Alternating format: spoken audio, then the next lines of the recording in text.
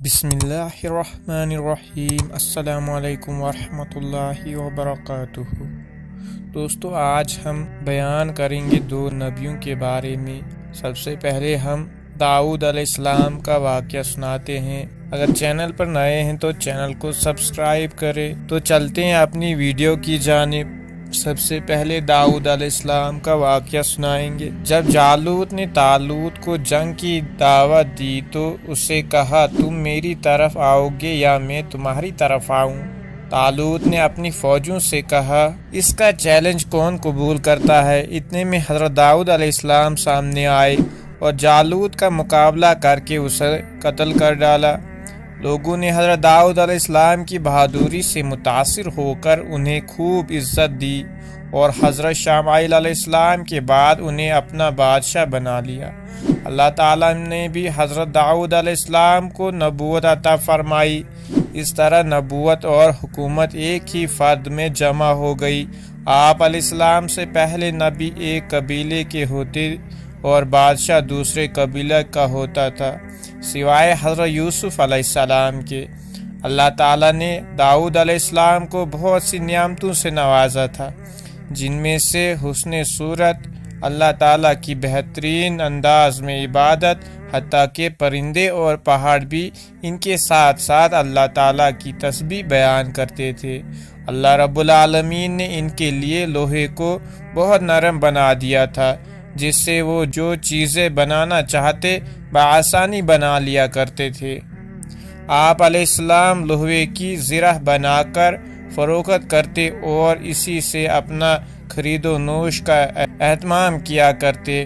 اللہ تعالیٰ قرآن مجید میں فرماتے ہیں، ترجمہ، اور ہم نے پہاڑوں اور پرندوں کو داؤد کے تابع کر دیا تھا، جو ان کے ساتھ تسبیح پڑھتے تھے، اور یہ سب ہم ہی نے کیا تھا، اور ہم نے انہیں تمہارے لیے زرہ بنانے کی کاریگری سکھائی تاکہ وہ لڑائی کے نقصان سے تمہارا بچاؤ کرے۔ پھر کیا تم شکر گزار بنتے ہو؟ اور بلا شبہ ہم نے داؤد کو اپنی طرف سے بڑے فضل عطا کیا تھا۔ ہم نے پہاڑوں سے کہا، اے پہاڑ، ان داؤد کے ساتھ تم بھی تسبیح پڑھو، اور پرندوں کو بھی ہم نے یہی حکم دیا۔ ہم نے ان کے لیے لوہے کو نرم کر دیا تھا اور کہا کہ اس کی زرہ بناؤ۔ رسول اکرم صلی اللہ علیہ وسلم نے فرمایا، حضرت داؤد علیہ السلام پر زبور کی تلاوت کرنا بہت آسان بنا دیا گیا تھا۔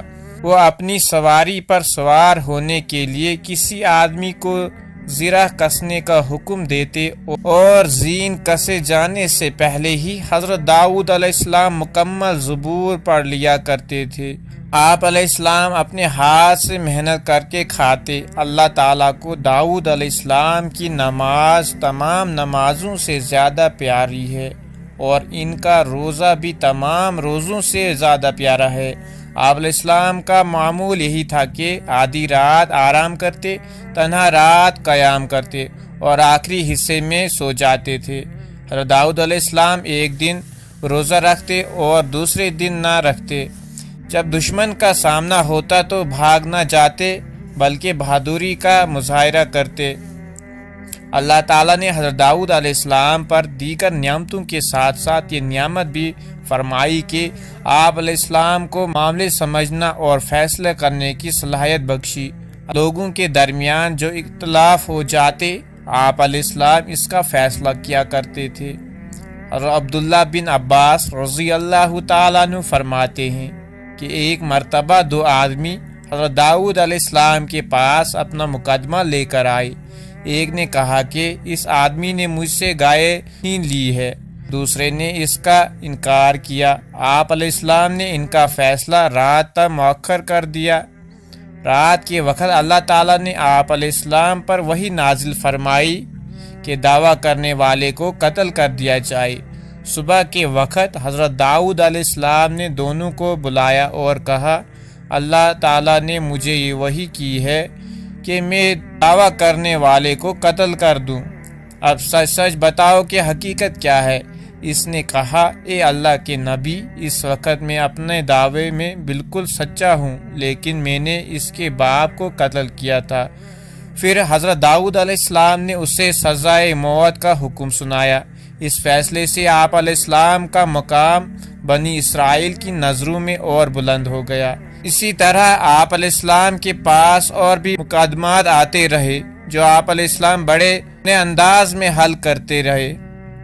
اللہ تعالیٰ قرآن مجید میں فرماتے ہیں، ترجمہ: کیا آپ کے پاس اس مقدمے کی خبر پہنچی ہے کہ جب دو جھگڑنے والے بار پھلانگ کر داؤد کی عبادت کی جگہ میں آ گئے تھے، جب وہ داؤد کے پاس پہنچے تو وہ انہیں دیکھ کر گھبرا گئے۔ انہوں نے کہا، ڈرو نہیں، ہم دو فریق مقدمہ ہے، ہم میں سے ایک نے دوسرے پر زیادتی کی ہے، لہذا آپ انصاف سے ہمارے درمیان فیصلہ فرما دیجئے اور بے انصافی نہ کیجئے اور ہمیں سیدھی راہ سمجھا دیجئے۔ پھر ان میں سے ایک نے کہا، بلا شبہ یہ میرا بھائی ہے، اس کے پاس 99 دمبے ہیں اور میرے پاس صرف ایک ہی دمبا ہے، یہ مجھ سے کہہ رہا ہے کہ وہ بھی مجھے دے دو، اور بات چیت میں اس نے مجھے دبا لیا ہے۔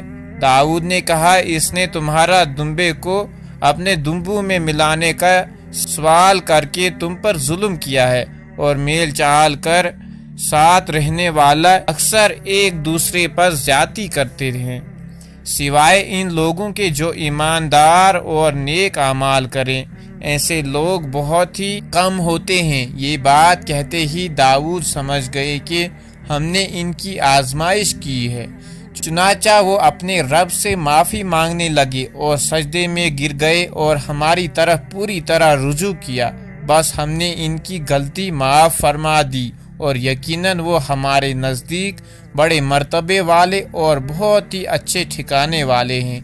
اللہ نے فرمایا، اے داؤد، ہم نے تمہیں زمین میں خلیفہ بنایا ہے، لہذا تم لوگوں کے درمیان انصاف کے ساتھ فیصلہ کرو اور اپنی نفسانی خواہشوں کی پیروی نہ کرنا، ورنہ تم اللہ تعالیٰ کی راہ سے بھٹک جاؤ گے۔ یقیناً جو لوگ اللہ کی راہ سے بھٹک جاتے ہیں ان کے لیے سخت عذاب ہے، اس لیے کہ انہوں نے حساب کے دن قیامت کو بھلا دیا ہے۔ جب اللہ تعالیٰ نے حضرت آدم علیہ السلام کو پیدا کیا، آپ علیہ السلام کی اولادوں کو نکالا۔ حضرت آدم علیہ السلام نے اپنی اولاد میں سے ایک آدمی کو بہت روشن چہرے والا پایا۔ اللہ تعالیٰ سے پوچھا، اے میرے رب، یہ کون ہے؟ اللہ تعالیٰ نے فرمایا، یہ تمہارا بیٹا داؤد ہے۔ عرض کیا، اس کی عمر کتنی ہے؟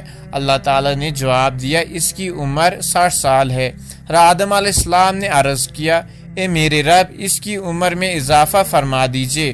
اللہ تعالیٰ نے فرمایا، نہیں، البتہ آپ کی عمر میں سے کم کر کے اس کی عمر میں اضافہ کیا جا سکتا ہے۔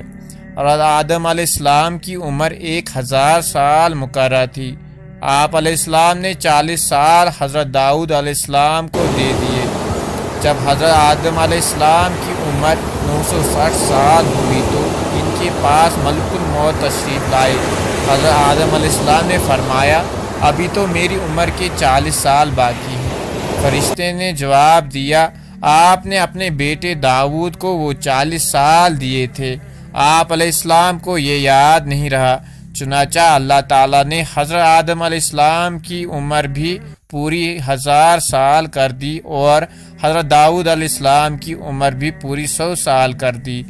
اپنی عمر پوری کرنے کے بعد حضرت داؤد علیہ السلام اللہ کو پیارے ہو گئے، اور آپ علیہ السلام کے بیٹے حضرت سلیمان علیہ السلام نے آپ علیہ السلام کی تکوین کی۔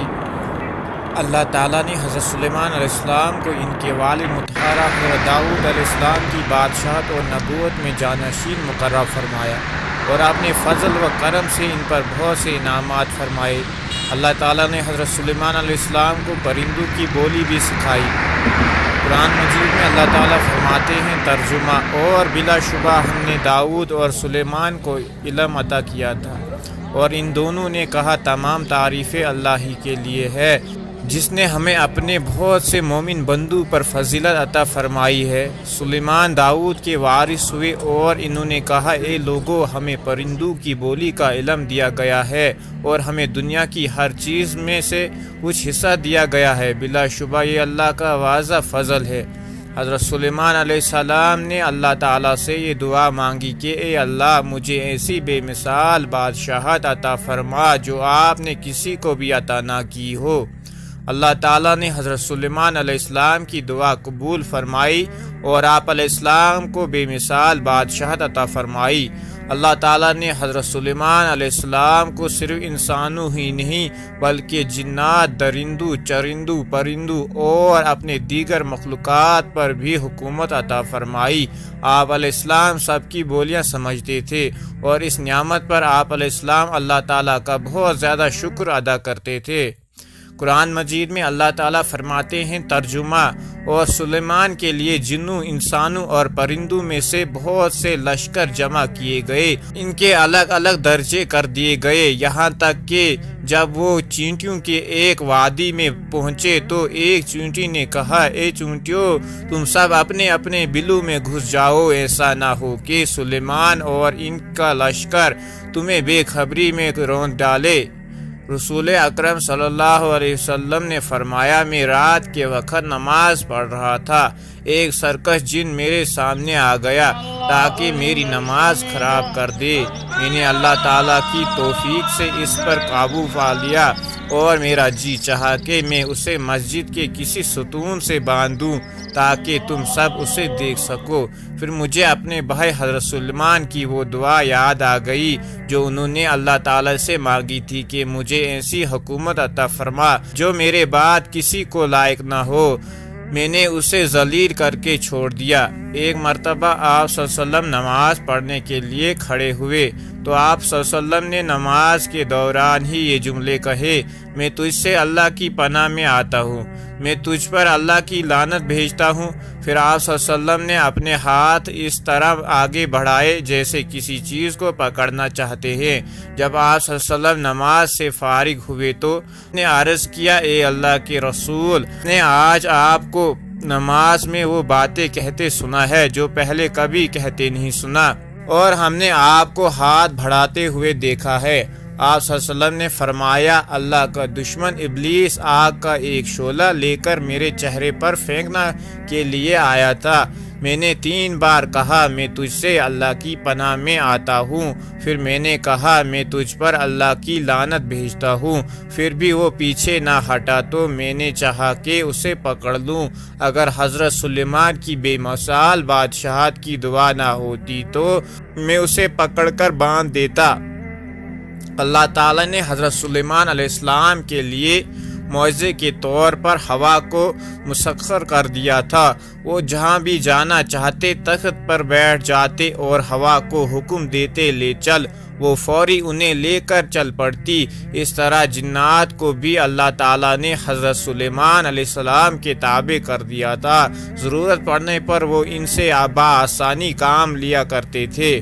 قرآن مجید میں اللہ تعالیٰ فرماتے ہیں ترجمہ، اور ہم نے تیز ہوا کو سلیمان کے تابع دیا جو ان کے حکم سے اس سرزمین کی طرف چلتی تھی جہاں ہم نے برکت رکھی تھی، اور ہم ہر چیز کو خوب جانتے ہیں۔ اسی طرح سے بعض شیطانوں کو بھی ہم نے ان کے تابع کر دیا تھا جو ان کے حکم سے سمندروں میں گوتے لگاتے اور اس کے علاوہ دوسرے کام بھی کرتے تھے، اور ہم ہی ان سب کے نگہبان تھے۔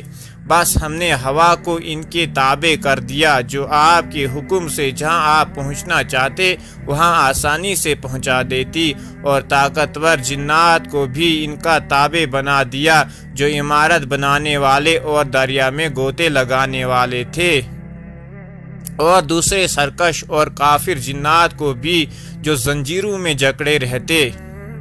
بے شک ان کے لیے ہمارے پاس بڑی تقریب اور بہترین ٹھکانہ جنت ہے۔ حضرت سلیمان علیہ السلام اللہ تعالیٰ کے کلمے کو بلند کرنے کے لیے جہاد کیا کرتے تھے۔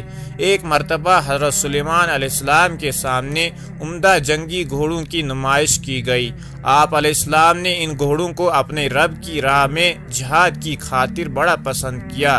جب وہ گھوڑے دوڑتے ہوئے آپ علیہ السلام کی آنکھوں سے اوجھل ہو گئے تو آپ علیہ السلام نے انہیں دوبارہ واپس لانے کا حکم دیا۔ جب تمام گھوڑے واپس آ گئے تو اظہار محبت آپ علیہ السلام ان کی پنڈلیوں اور گردنوں پر اپنے ہاتھ پھیرنے لگے، یہاں تک کہ نماز عصر کا وقت جاتا رہا۔ پھر خیال آیا کہ نماز عصر قضا ہو رہی ہے تو فوری اللہ تعالیٰ کی طرف متوجہ ہو گئے۔ قرآن مجید میں اللہ تعالیٰ فرماتے ہیں، اور ہم نے داؤد کو سلیمان بیٹا عطا کیا جو بڑے نیک بندے اپنے رب کی طرف بے حد رجوع کرنے والے تھے۔ جب شام کے وقت ان کے سامنے عمدہ نسل کے تیز رفتار گھوڑے پیش کیے گئے تو انہوں نے کہا، میں نے اپنے رب کے ذکر پر مال کی محبت کو ترجیح دی، یہاں تک کہ وہ سورج چھپ گیا۔ انہوں نے حکم دیا کہ ان گھوڑوں کو دوبارہ میرے پاس لاؤ، بس وہ ان کی پنڈلیوں اور گردنوں پر ہاتھ پھیرنے لگے۔ حضرت سلیمان علیہ السلام کی فوج میں ہدہد پرندے بھی تھے جس سے آپ علیہ السلام کہیں کام لیا کرتے تھے۔ ایک مرتبہ آپ علیہ السلام نے اسے غائب پایا تو کہا، اس کے غائب ہونے پر میں اس کو سخت سزائیں دوں گا، یا اسے ذبح کر دوں گا، یا میرے پاس وہ کوئی اپنا صحیح عذر لے کر آئے۔ کچھ دیر کے بعد ہدہد ایسی خبر لے کر آیا کہ جس سے اللہ کے نبی حضرت سلیمان علیہ السلام بھی بے خبر تھے۔ اس کی غیر حاضری کا معقول عذر ہونے کی وجہ سے قصص القبول معافی تسلیم کیا گیا۔ ہدہد نے آ کر بتایا، میں نے سبا کے علاقے میں ایک عورت کو لوگوں پر حکمرانی کرتے دیکھا ہے، لہٰذا آپ علیہ السلام نے ہدہد کے ذریعے سے اسے خط بھیجا جس کا ملکہ بلقیس نے جواب دیا۔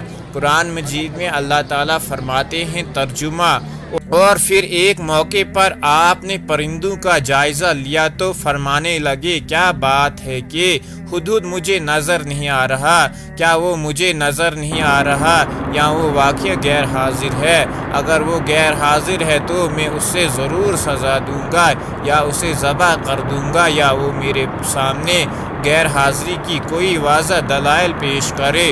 تھوڑی دیر گزری تھی تو اس سے ہدہد نے خدمت میں حاضر ہو کر کہا، میں ایک ایسی خبر لایا ہوں جو آپ کو معلوم نہیں، میں آپ کے پاس ایک سچی خبر لایا ہوں۔ بلا شبہ میں نے وہاں دیکھا کہ ایک عورت ان پر حکمرانی کر رہی ہے جسے اللہ کی طرف سے ضرورت کی ہر چیز عطا کی گئی ہے، اور اس کے پاس ایک بڑا شاہی تخت بھی ہے۔ میں نے اسے اور اس کی قوم کو دیکھا کہ وہ اللہ کو چھوڑ کر سورج کو سجدہ کرتے ہیں، اور شیطان نے ان کے لیے ان کے اعمال کو خوبصورت بنا کر پیش کیا ہے اور انہیں سیدھی راہ سے روک دیا ہے، بس وہ ہدایت سے ہٹ چکے ہیں، اس لیے اس اللہ کو سجدہ نہیں کرتے جو آسمانوں اور زمینوں کی پوشیدہ چیزوں کو باہر نکالتا ہے، اور وہ سب کچھ جانتا ہے جو تم چھپاتے ہو اور وہ جو ظاہر کرتے ہیں۔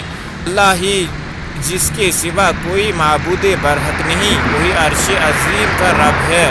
سلیمان نے فرمایا، اب ہم دیکھیں گے کہ تم نے سچ کہا ہے یا جھوٹے ہو۔ تم میرا یہ خط لے کر جاؤ اور ان کے سامنے ڈال دو، پھر ان کے پاس سے ذرا ہٹ کر دیکھو کہ وہ کیا جواب دیتی ہے۔ جب حضرت سلیمان علیہ السلام کا خط لے کر ہدہد ملکہ بلقیس کے پاس پہنچا اور ملکہ بلقیس کے سامنے حضرت سلیمان علیہ السلام کا خط ڈال دیا، ملکہ نے خط دیکھا کہ اس کی ابتدا بسم اللہ سے ہو رہی تھی، اور ساتھ ساتھ ملکہ بلقیس کو مسلمان ہونے کی دعوت دی گئی تھی۔ ملکہ بلقیس نے اپنے وزیروں سے مشورہ کیا کہ کیا کیا جائے۔ انہوں نے بڑی جذباتانہ انداز میں کہا، میں آپ جو بھی حکم کریں گی ہم تعمیل کرنے کے لیے تیار ہیں، جسے آپ چاہیں کریں۔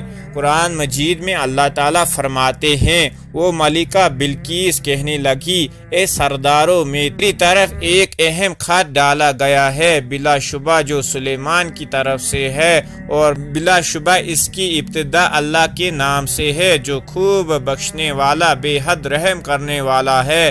اس میں لکھا ہے کہ تم میرے مقابلے میں سرکشی نہ کرو اور مسلمان بن کر میرے پاس آ جاؤ، اس ملکہ نے کہا، اے قوم کے سرداروں، اس معاملے میں مجھے اپنا مشورہ دو۔ جب تک تم موجود نہ ہو میں کسی معاملے کا قطع فیصلہ نہیں کرتی۔ ان سب نے جواب دیا، ہم بڑے طاقتور اور سخت جنگیں لڑنے والے ہیں، فیصلے کا اختیار آپ کے پاس ہے، آپ خود ہی سوچ لیجئے کہ آپ ہمیں کیا حکم دیتی ہیں۔ ملکہ بلقیس حضرت سلیمان علیہ السلام کا خط پڑھتے ہی یہ سمجھ چکی تھی کہ ہمارے اندر حضرت سلیمان علیہ السلام اور ان کے لشکر کا مقابلہ کرنے کی صلاحیت نہیں ہے، اس لیے ہمیں ان سے صلح کر لینی بہتر ہے۔ لہٰذا اس نے اپنے وزیر کو کہا کہ بادشاہ جب کسی بستی میں داخل ہوتا ہے تو وہاں کے معززین کو ذلیل کر دیتا ہے، اس لیے بہتر ہے کہ میں کچھ تحائف دے کر یہ اندازہ لگا لوں کہ وہ بادشاہ ہے یا اللہ کا نبی ہے۔ اگر وہ بادشاہ ہو گیا تو قیمتی تحفے فوری قبول کر لے گا اور ہم سے صلح کر لے گا، اور اگر وہ اللہ کا نبی ہوگا تو ہمیں ان پر ایمان لانا ضروری ہوگا۔ قرآن مجید میں اللہ تعالیٰ فرماتے ہیں، اس ملکہ نے کہا، بادشاہ جب کسی بستی میں داخل ہوتا ہے تو اسے برباد اور وہاں کے باعزت لوگوں کو ذلیل کر دیتا ہے، اور یہ لوگ بھی ایسے ہی کریں گے۔ اس ملکہ نے کہا، بے شک میں ان کے پاس ہدیہ بھیجتی ہوں، پھر دیکھتی ہوں کہ میرا قاصد کیا جواب لے کر آتا ہے۔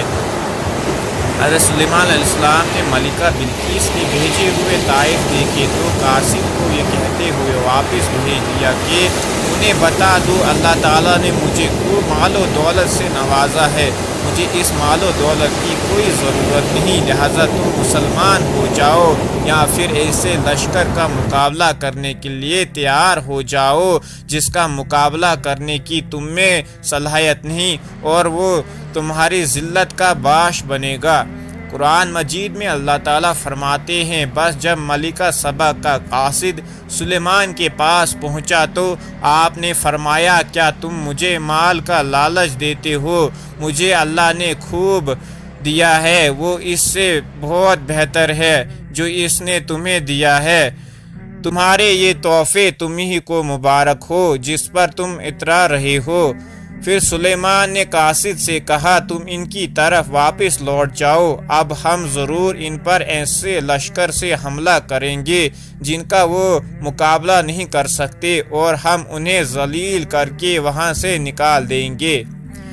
جب حضرت سلیمان علیہ السلام کے قاصد نے جا کر ملکہ بلقیس کو بتایا کہ انہیں اللہ تعالیٰ نے خوب مال و دولت دے رکھی ہے، لہٰذا وہ تمہارے خلاف بہت بڑا لشکر لے کر آ رہے ہیں، ملکہ بلقیس فوری سمجھ گئی اور اس نے اپنے وزیر سے کہا کہ حضرت سلیمان علیہ السلام پر ایمان لے آتے ہیں۔ جیسے ہی وہ وہاں سے نکلے، اللہ تعالیٰ نے بظاہر وحی آپ علیہ السلام کو مطلع کر دیا۔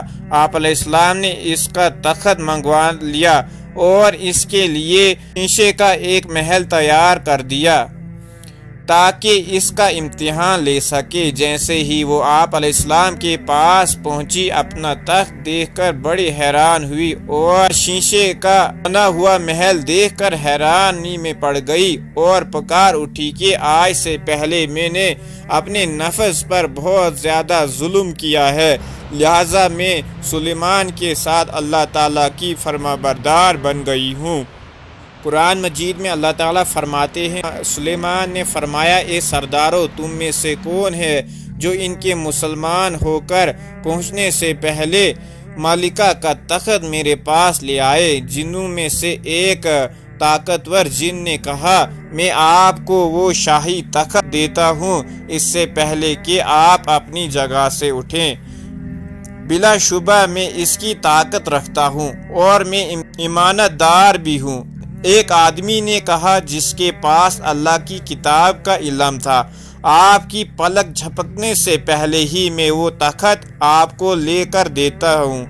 پھر جب آپ علیہ السلام نے اس تخت کو اپنے پاس موجود پایا تو فرمانے لگے، یہ میرے رب کا فضل ہے تاکہ وہ مجھے آزمائے کہ میں شکر ادا کرتا ہوں یا ناشکری، اور جو کوئی شکر ادا کرتا ہے تو اس کا شکر در حقیقت اس کے اپنے لیے ہی مفید ہے، اور جو ناشکری کرے بلا شبہ میرا رب بڑا بے نیاز، بہت ہی عزت والا۔ پھر آپ علیہ السلام نے حکم دیا کہ اس تخت میں کچھ رد و بدل کر دو، ہم دیکھنا چاہتے ہیں کہ وہ صحیح بات جان پاتی ہے یا وہ ان لوگوں میں سے ہے جو صحیح بات تک نہ پاتے۔ پھر جب وہ ملکہ سبا آپ علیہ السلام کے پاس مطلع ہو کر آ گئی تو اس سے پوچھا گیا کیا تمہارا تخت بھی ایسا ہی ہے؟ اس نے جواب دیا یہ تو ہو وہی ہے۔ ملکہ سبا کو ایمان لانے سے پہلے اب تک اس بات نے روکے رکھا تھا کہ وہ اللہ کے سوا غیروں کی عبادت کرتی تھی۔ یقیناً وہ کافر قوم میں سے پیدا ہوئی تھی۔ اس ملکہ سے کہا گیا اس محل میں چلو۔ جب اس نے دیکھا تو گہرے پانی سمجھ کر اپنے دونوں پلڑیوں سے کپڑے اٹھا لیے۔ سلیمان نے کہا یہ تو شیشے کا چکنا فرش ہے۔ اس پر وہ ملکہ پکار اٹھی اے میرے رب، بے شک میں سورج کی عبادت کر کے اپنے آپ پر ظلم کرتی رہی ہوں، اور اب میں سلیمان کے ساتھ اللہ رب العالمین کی بردار بنتی ہوں۔ رسول اکرم صلی اللہ علیہ وسلم کو ایران میں ایک عورت کے حکمران ہونے کی خبر پہنچی تو آپ صلی اللہ علیہ وسلم نے فرمایا وہ قوم کبھی فلاح کامیابی نہیں پا سکتی جس نے عورت کو اپنا حکمران بنا لیا۔ اور سلیمان علیہ السلام اپنے والد مطہرہ داؤد علیہ السلام کی طرف سے نبی ہونے کے ساتھ ساتھ حکمران بھی تھے۔ اللہ تعالیٰ نے آپ علیہ السلام کو بڑی قوت فیصلہ عطا فرمایا تھا، جس کی بنا پر آپ علیہ السلام لوگوں کے مسئلے سمجھ کر منصفانہ فیصلے کیا کرتے تھے۔ اور داؤد علیہ السلام کے پاس ایک مقدمہ آیا کہ ایک آدمی کی بکریاں رات کے وقت دوسرے آدمی کے انگور کے کھیت میں گھس گئی اور اسے نقصان پہنچایا۔ اور داؤد علیہ السلام نے یہ فیصلہ سنایا کہ کھیت والی بکریاں لے لو، اس لیے کہ وہ نقصان بکریوں کی قیمت کے برابر تھا۔ جب حضرت داؤد علیہ السلام کا فیصلہ سننے کے بعد باہر آئے تو حضرت سلیمان علیہ السلام کو اس فیصلے کا علم ہوا۔ اور سلیمان علیہ السلام نے اپنے والد مطہرہ سے عرض کیا کہ آپ کا فیصلہ تو صحیح ہے، لیکن اس سے بہتر یہ ہے کہ بکریوں کا مالک کھیت کی دیکھ بھال کرے یہاں تک کہ وہ کھیتی پہلے کی طرح ہو جائے، اور کھیت والا بکریوں کے دودھ اور اون سے فائدہ اٹھائے یہاں تک کہ اس کا کھیت پہلے حالت میں آ جائے، پھر بکریاں والوں کو بکریاں واپس کر کے اپنے کھیت واپس لے لے۔ اس بارے میں چونکہ سلیمان علیہ السلام کا فیصلہ زیادہ بہتر تھا، اس لیے اللہ تعالیٰ نے سلیمان علیہ السلام کا فیصلہ پسند فرمایا۔ قرآن مجید میں اللہ تعالیٰ فرماتے ہیں اور داؤد اور سلیمان کو یاد کیجیے جبکہ وہ ایک کھیتی کے معاملے میں فیصلہ کر رہے تھے کہ جس میں کچھ لوگوں کی بکریاں رات کو چر گئی تھی اور ہم ان کے فیصلے کے وقت حاضر تھے۔ اس وقت ہم نے اس مقدمے کا صحیح فیصلہ سلیمان کو سمجھا دیا، حالانکہ دونوں ہی کو ہم نے حکم اور علم دیا تھا۔ رسول اکرم صلی اللہ علیہ وسلم نے فرمایا حضرت داؤد کے دور میں دو عورتیں اپنے بچے کو لے کر باہر جنگل کی طرف نکلی۔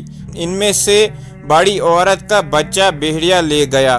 اس عورت نے چھوٹی سے کہا تمہارا بچہ تو بھیڑیا لے گیا ہے، لہٰذا یہ بچہ تو میرا ہے، مجھے دے دو۔ چھوٹی نے کہا نہیں، تمہارا بچہ بھیڑیا لے گیا ہے۔ آخر کار یہ مقدمہ حضرت داؤد علیہ السلام کی خدمت میں پیش ہوا۔ بڑی چونکہ چرک زبان تھی، اس نے اپنے مواقف اچھی انداز میں پیش کیا۔ حضرت داؤد علیہ السلام نے اس کے حق میں فیصلہ دے دیا۔ جب وہ باہر نکلے تو دوبارہ جھگڑنے لگے۔